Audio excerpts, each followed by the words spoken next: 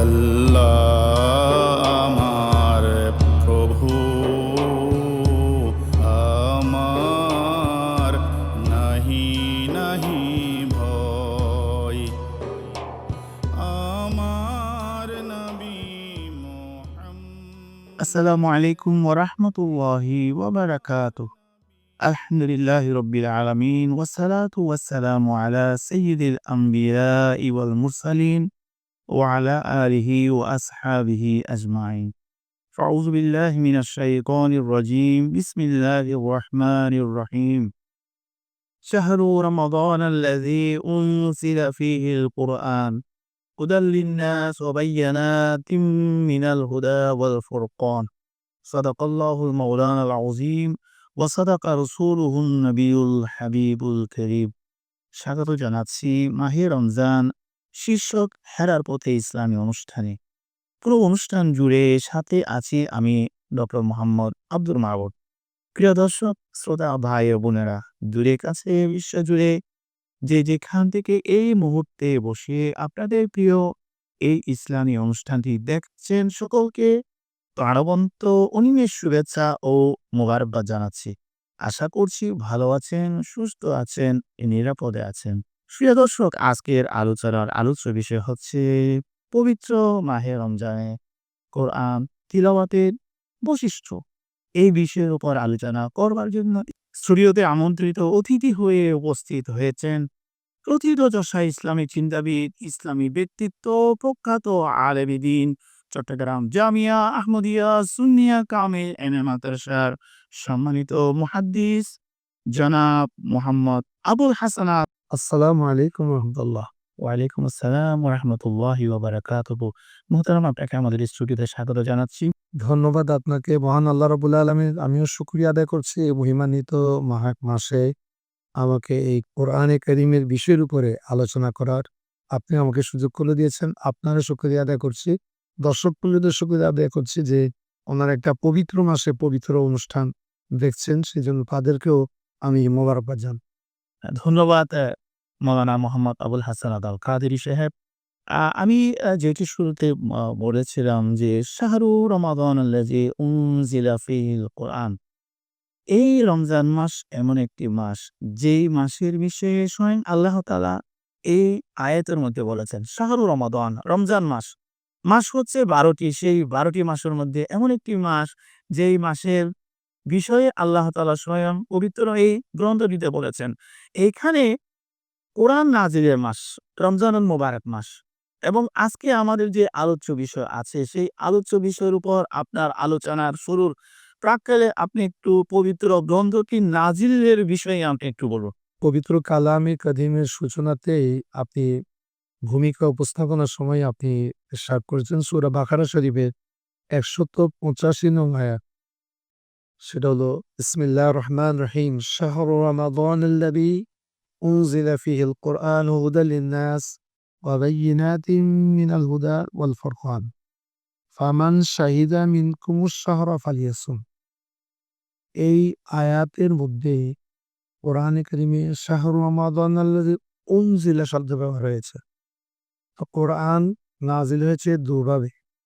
একটা হলো ইনজাল, আরেকটা হলো তানজিল। সুবহানাল্লাহ। ইনজাল শব্দের অর্থ হচ্ছে, আমি সংক্ষেপে বলছি, লৌহে মাহফুজ থেকে পবিত্র কোরআনে কারীম একসাথে দফাতান ওয়াহেদা। বিজ্ঞ সঞ্চালক, আপনি সূচনাতে যে আয়াতে কারিমার অবতারণা করেছেন পবিত্র কোরআনে কারিমের সূরা বাকারা শরীফের ১৮৫ নং আয়াতের অংশবিশেষ। সেখানে বলা হয়েছে শাহরু রমাদানাল্লাযী উনজিলা ফীহিল কুরআন। উনজিলা এটা ইনজাল শব্দ থেকে এসেছে। পবিত্র কোরআন নাজিল হওয়ার ধরন হচ্ছে দুই রকম, একটা হলো ইনজাল আর একটা হলো তানজিল। ইনজাল অর্থ হচ্ছে সে লৌহে মাহফুজ থেকে প্রথম আসমান তথা বাইতুল ইজ্জতের মধ্যে একসাথে কোরআনে কারীম নাজিল হয়েছে, সেটাকে আমরা বলে থাকি ইনজাল।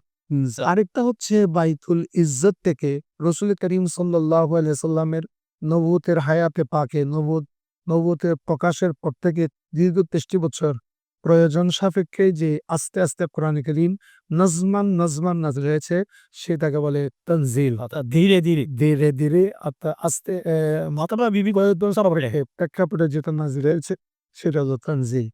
এই আয়াতের মধ্যে বলা হয়েছে উনজিলা। অতএব বুঝা গেল একসাথে কোরআন যেটা নাজিল হয়েছে সেটা রমজানে হয়েছে। যা অন্য আয়াতের মধ্যে সেটার সাপোর্ট পাওয়া যায়। যেমন সূরা কদরের শুরুতে আছে ইন্না আনজালনাহু ফি লাইলাতুল কদর। অর্থাৎ একসাথে কোরআনে কারীম আল্লাহ নাজিল করেছেন লাইলাতুল কদরে। আর এই আয়াতের মধ্যে বলা হচ্ছে যে কোরআনে কারীম নাজিল করেছে শাহরু রমাদানে। এখান থেকে বোঝা যায় লাইলাতুল কদর রমাদানে। আর ওই রমাদানের মধ্যেই আল্লাহ রাব্বুল আলামিন কোরআনে কারীম নাজিল করেছেন। অতএব যেই মাসের মধ্যে কোরআন এসেছে সেই মাসের সাথে কোরআনের একটা সুসম্পর্ক রয়েছে, একটা আরেকটার সাথে পরিপূরক অবস্থার মধ্যে রয়েছে। সেই জন্যই কোরআনে কারীমের এই আয়াত নাজিল হয়েছে এক। আরেকটা আয়াত হচ্ছে যে এখানে শাহরু রমাদান বলে শুরু করা হয়েছে। যদি আমরা শাহরু রমাদানকে সাবজেক্ট, উদ্দেশ্য বা আরবি ব্যাকরণ অনুসারে মুবতাদা ধরি, তাহলে আমরা এটা বুঝে যাই যে শাহরু রমাদান, রমাদান কি? রমজান এমন একটা মাস, এমন একটা মহিমান্বিত মাস, যেই মাসের ফজিলত গণনার্থে আল্লাহ কোরআন নাজিল করেছেন। সুবহানাল্লাহ। অতএব ১২ মাসের মধ্যে, আরবি ১২ মাসের মধ্যে কোনো মাসের আলোচনা কোরআনে কারীমের কোনো মাসের নাম নাই। শুধুমাত্র একটা মাস আছে, সেটা হলো রমাদান। এখান থেকে বোঝা যায় মহান আল্লাহ রাব্বুল আলামিন এ শাহরুল্লাহ, সে শাহরুল্লাহকে আল্লাহ কোরআনে কারীমের মধ্যে উল্লেখ করেছেন। এখান থেকে আমরা বুঝতে পারি অন্যান্য মাসের তুলনায় রমাদানের ফজিলত অতটুকু অনেক বেশি আল্লাহ রাব্বুল আলামিন বিশেষ পছন্দের মাস এটি। আজকে যে বিষয়বস্তু ছিল কোরআন তিলাওয়াতের মহত্ব, সেই বিষয়ে একটু বলুন। কোরআনে কারীমের আয়াত পেয়ে থাকি এবং হাদিসে পাকে অসংখ্য হাদিসে এই ব্যাপারে এসেছে। যেমন আমরা কোরআনে কারীমে আল্লাহ রাব্বুল আলামিন ইরশাদ করেন ওয়ারাত্তিলিল কোরআনা তারতিলা। আপনি ধীরে ধীরে কোরআন করুন। তিলাওয়াত করো, যেটা তার হাবিবকে আল্লাহ রাব্বুল আলামিন সেটা নির্দেশ দিয়েছেন। এবং আমাদেরকেও এটা উৎসাহিত করেছেন কোরআনে কারীম পুরা অসংখ্য আয়াত আছে। উতলু মা উহিয়া ইলাইকা মিনাল কিতাব। পবিত্র কোরআনে কারীমের আয়াত এবং অসংখ্য হাদিস শরীফ দ্বারা আমরা এটা জানতে পারি যে আল্লাহ রাব্বুল আলামিন কোরআনে কারীম তেলাওয়াতের জন্য তিলাওয়াতের ফজিলতকে উনি আদেশ দিয়ে আছে বলছে তাৎপর্যটা পেশ করেছেন। যেমন আল্লাহ তাআলা কোরআনে কারীমের মধ্যে ইরশাদ করেছেন ওয়াতাসিমু বিহাবলিল্লাহি জামিআ। তোমরা আল্লাহর হবুল তথা আল্লাহর রজ্জু রশিকে মজবুতভাবে ধরো। এখন আল্লাহর রশি কি? তো আল্লাহর রশি দ্বারা এটা হাদিসে পাকে রাসূল সাল্লাল্লাহু আলাইহি ওয়াসাল্লাম এভাবে ব্যাখ্যা দিয়েছেন যে আল কোরআনু হুয়া হাবলুল্লাহিল মাতিন মিনাস সামাই ইলাল আরদ। কোরআনে কারীম হচ্ছে এটা আল্লাহর হাবলুল্লাহ, রশি। রশি। এখন এটাকে মজবুতভাবে ধরার অর্থ কি? কয় এটা ৩ টা পর্যায়। ৩ টা পর্যায়। একটা হচ্ছে প্রথম পর্যায়ে কোরআন শরীফকে তেলাওয়াত করা। দ্বিতীয় পর্যায়ে কোরআনটাকে বুঝা। একটা হলো তেলাওয়াতুল কোরআন, আরেকটা হচ্ছে ফাহমুল কোরআন, আরেকটা হচ্ছে আল আমলু বি আহকামিল কোরআন, সুবহানাল্লাহ। আরেকটা হচ্ছে কোরআন অনুসারে আমল করা। এই ৩ টা বিষয় যার মধ্যে থাকবে সেই ব্যক্তি প্রকৃতপক্ষে আল্লাহ গর্জকে মজবুতভাবে ধরেছে। এই আল্লাহ গর্জ বলতে কালামুল্লাহ তথা কোরআনকে উদ্দেশ্য করা হয়েছে। শুধু এ আল্লাহ গর্জ দ্বারা কোরআন, ইসলাম, মহানবী সাল্লাল্লাহু আলাইহি ওয়াসাল্লাম ইত্যাদি ব্যাখ্যা আছে। কিন্তু কোরআনের ব্যাখ্যাটা হাদিসে পাকের মধ্যে বিস্তারিতভাবে এসেছে। এখানের মধ্যে প্রথম যে স্তর সেটা হলো কোরআনে তেলাওয়াত করা। তিলাওয়াত করা। আর হাদিসে পাকের মধ্যে মুসলিম শরীফের মধ্যে এই রিওয়ায়াত এসেছে আমার নবী সাল্লাল্লাহু আলাইহি ওয়াসাল্লাম ইরশাদ করেছেন যে ইকরাউল কোরআনা, তোমরা কোরআনে কারীম তেলাওয়াত করো। সুবহানাল্লাহ। কোরআন কারীম তেলাওয়াত করে কি লাভ হবে? আমাদের তেলাওয়াতের সময়টা কি বিতে যাবে? রাসূল বললেন, না, তোমাদের এই সময়টা বিতে যাবে না। ফাইন্নাহু ইয়াতি ইয়াউমাল কিয়ামা, কোরআনে কারীম কিয়ামতের ময়দানে সুপারিশ করবে। কেউ বাঁচাতে আসবে না, কিন্তু কোরআন বাঁচাতে আসবে। সময় হয়েছে একটা বিজ্ঞাপনে যাবার। বিজ্ঞাপন থেকে ফিরে এসে আপনার বিস্তারিত আলোচনা আরো শুনবো ইনশাআল্লাহ। প্রিয় দর্শক, সময় হয়েছে একটা বিজ্ঞাপন বিরতিতে যাওয়ার। ততক্ষণ আপনাদের প্রিয় অনুষ্ঠানে সাথেই থাকুন।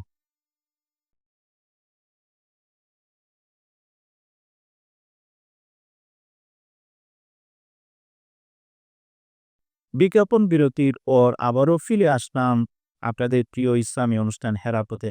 মোহতারাম, আপনি যেটি বলছিলেন বিস্তারিত আপনার আলোচনাটা উপরে করলেন। আপনি যদি মুখ উচ্চারণ করতে পারেন সেই ফজিলতের অবশ্যই আপনি মালিক হয়ে যাবেন। আপনি আল্লাহর সাথে সেটা কথা বলছেন। আর আমাদের এখানে আলোচনার বিষয় হচ্ছে রমাদানের ব্যাপারে। অন্যান্য মাসে তো কোরআনে কারিম এতক্ষণ যা বললাম এটা সামগ্রিকভাবে সব সময় যে আমাদের বিষয় হচ্ছে মাহে রমজান। মাহে রমাদান, কিন্তু মাহে রমাদানের মধ্যে এটার মহত্বটা অনেক বেশি। আরো বেশি। যেমন বুখারী শরীফের হাদিসে এতে এসেছে যে কানা নবী সাল্লাল্লাহু আলাইহি ওয়াসাল্লাম জাউদুন শব্দ অর্থ হচ্ছে দান করা। দান করা। তো কানা নবী আজওয়াদান নাস, আজওয়াদা এটা সুপারলেটিভ ডিগ্রি। ইসমে তফজিলের শিখাতে যত মানুষ আছে সবচাইতে বড় দাতা ছিলেন নবী মুহাম্মদ রাসূলুল্লাহ। সাল্লাল্লাহু আলাইহি ওয়াসাল্লাম। কিন্তু রমজান শরীফের মধ্যে আমার নবী বেশি বেশি দান করতে। কখন? হিনায়াল খাও জিবরিল, যখন ওনার সাথে জিবরিল আমিন এসে দেখা করত। জিবরিল আমিন কেন আসতো?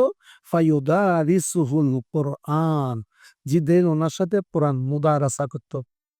মুদারাসা মানে জিবরিল পড়তো, আমার নবী শুনতেন, শুনতেন। নবীজি পড়তেন, জিবরিল শুনতেন। সুবহানাল্লাহ। যেভাবে আমরা হতমে তারাবির মধ্যে পড়ে থাকি, সেখান থেকে আসলে হতমে তারাবিটা এসেছে। রমজানের তারাবির এক খতম কোরআন শরীফ পড়া, যে জিবরিল আমিন পড়তেন, মহানবী শুনতেন, মহানবী পড়তেন, জিবরিল আমিন শুনতেন। এই ধারাবাহিকতা অন্য মাসে ছিল না, এটা ছিল রমাদানুল মুবারাকের জন্য ছিল। তাহলে জিবরিল আমিন কেন আসতেন? যেই বছর রাসূল করিম সাল্লাল্লাহু আলাইহি ওয়াসাল্লাম ইন্তেকাল করবেন, ওই বছর জিবরিল আমিন এটাকে ২ খতম হয়েছে। ২ খতম। হ্যাঁ, ২ খতম কোরআনে পাকে। কোরআনে পাকে। এমনি প্রত্যেকবার হয়তো শুরু থেকে শেষ পর্যন্ত। অতঃপর এখানে কেউ কেউ ব্যাখ্যা করেছেন যে রাসূল করিম সাল্লাল্লাহু আলাইহি ওয়াসাল্লামের হায়াতে পাকে পুরা কোরআন তো নাজিল হয়নি। তো ফায়ুদারিসুহু কোরআন, কোরআন বলতে এখানে আলিফ লাম যেটা আছে সেটা আলিফ লাম যদি ইস্তেগরাকি দেই তাহলে হবে পুরা প্রাণ। তো কোরআন তো এখনো নাজিল হয়নি, পুরা কোরআন কিভাবে মুদারাসা করতেন? হয় না, নাজিলের এক সূরত আর এখানে মুদারাসা আর সূরত। আগে থেকে রাসূল করিম সাল্লাল্লাহু আলাইহি ওয়াসাল্লামের কলবের মধ্যে আল্লাহ ঢেলে দিয়েছে। এক ব্যাখ্যা। আরেক ব্যাখ্যা হলো যে ওই সময়ে যতটুকু কোরআন নাজিল হয়েছে অতটুকু কোরআনে জিবরিল আমিনের সাথে রাসূল করিম সাল্লাল্লাহু আলাইহি ওয়াসাল্লাম মুদারাসা করতেন। তা এই মুদারাসা, এই কোরআনে কারীমের চর্চাটা বিশেষভাবে হতো রমাদান শরীফের মধ্যে। এই মুদারাসার কারণে রমজানের মধ্যে বরকত এসে গিয়েছে। তাছাড়া রাসূল করিম সাল্লাল্লাহু আলাইহি ওয়াসাল্লাম কিয়ামুল লাইল যেটা হতো, ওই কিয়ামুল লাইলে মানে লম্বা করে কিয়াম করতেন। এর মেইন উদ্দেশ্য হচ্ছে কোরআন কারীম চর্চা করা, চর্চা করা, তেলাওয়াত করা। এটা হলো রমাদান শরীফের মধ্যে। আমরা হানাফি মাযহাব, মাযহাবগত আমরা হানাফি। আমাদের ইমামে আজম ইমাম আবু হানিফা রাহমাতুল্লাহ আলাইহি উনি রমাদান শরীফের মধ্যে ৬১টা খতম করতেন। সুবহানাল্লাহ। ৬১টা খতম কিভাবে? দিনের বেলা ১ খতম, রাতের বেলা ১ খতম। তাহলে একটা রোজাতে পাওয়া যেত ২ খতম করে, দিনে রাতে। আর সলাতুত তারাবির মধ্যে ১ খতম। মোট ৬১ খতম ওনার হতো। দিনে ১ খতম গোটা রমজানে, রাতে ১ খতম এবং সলাতে তারাবিতে ১ খতম। মোট যেত ওনার ৬১ খতম।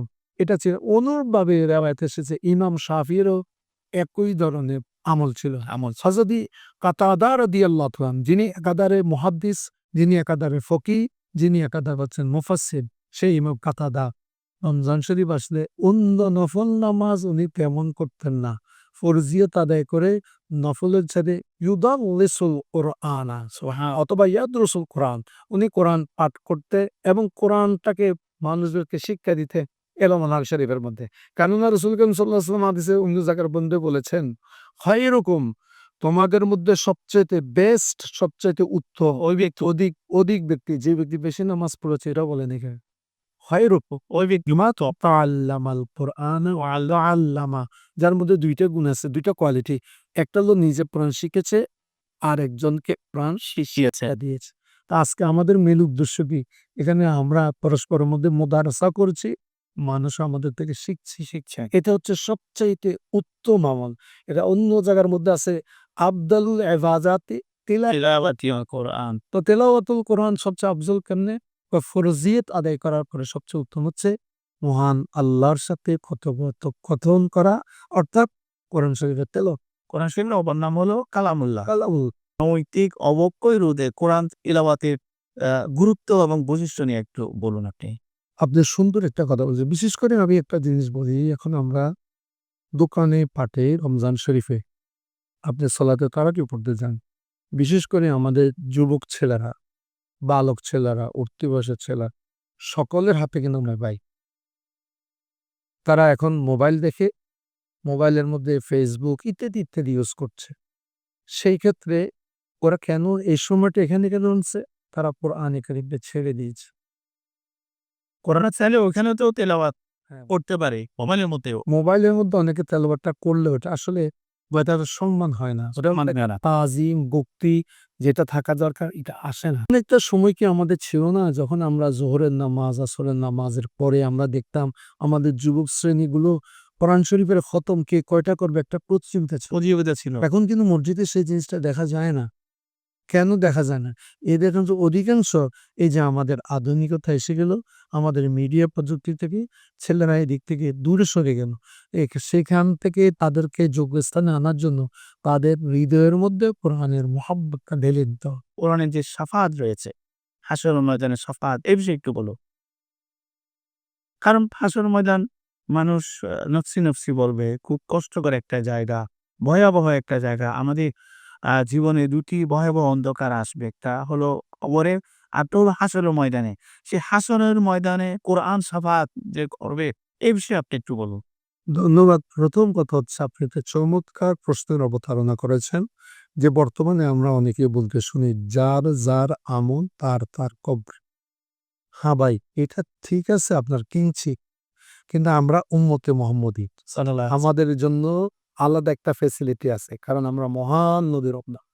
শ্রেষ্ঠ উম্মত। কুনতুম খায়রা উম্মাতিন উখরিজাত লিন-নাস তা'মুরুনা বিল মা'রুফ ওয়া তানহাউনা আনিল মুনকার। আমাদেরকে আল্লাহ কেন উত্তম বলেছেন। কুনতুম খায়রা উম্মাতিন। কুনতুম খায়রা উম্মাতিন আমাদেরকে বলছেন যেহেতু আমাদের নবী উত্তম। সুবহানাল্লাহ। আমাদের গুণে আমরা উত্তম নয়। আমাদের নবীর উসিলায় আমরা উত্তম। সেই নবীজি বলতেছেন, "শাফাআতি লি আহলিল কাবায়েরি মিন উম্মতি।" সুবহানাল্লাহ। আমি নবীর সুপারিশটা হবে সবচেয়ে বড়। আর আমার সুপারিশটা হবে আমার উম্মতের মধ্যে যারা বড়, বড় কবিরা গুনাহগার তাদের জন্য নবীর সুপারিশ থাকবে। এছাড়াও অনেক সুপারিশ কিয়ামতের ময়দানে হবে। সেটা হচ্ছে মেইন উদ্দেশ্য হচ্ছে উম্মতে মুহাম্মদীকে আল্লাহ পার করিয়ে দেওয়া। মাহবুবের উম্মতকে আল্লাহ কোনো একটা উসিলা নিয়ে পার করে দেওয়া। সেই আমাদের তার মধ্যে একটা হচ্ছে পার করার সেটা হলো শাফাআত। মানে আল্লাহর দরবারে সুপারিশ করা। এই সুপারিশ অনেকে করতে পারবে। হাদিসে পাকে এসেছে যেমন আমরা একটু আপনাকে ব্যাখ্যা করে বলছি সেটা। আমরা যখন একটা ছোট ছেলে, নাবালেগা ছেলের সলাতে জানাজা পড়ি, নাবালেগ একটা মেয়ের সলাতে জানাজা পড়ি, তখন আমরা তৃতীয় তাকবীরে কি পড়ি?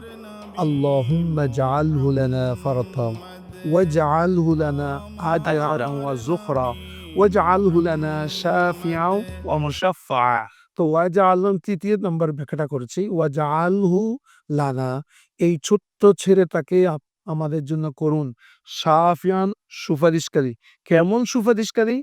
মুশাফফা যার সুপারিশটা আল্লাহ তাআলার দরবারে গৃহীত হবে। আমরা অনুষ্ঠানের শেষ প্রান্তে চলে এসেছি। আজকের যে আমাদের আলোচ্য বিষয় ছিল, সেই আলোচ্য বিষয়ের উপর আপনার সর্বশেষ বক্তব্যটুকু রাখুন। শ্রোতা, আমি মুসলমান, আপনি আমার ভাই মুসলমান, আমার ভাইয়েরা আছেন, বোনেরা আছেন।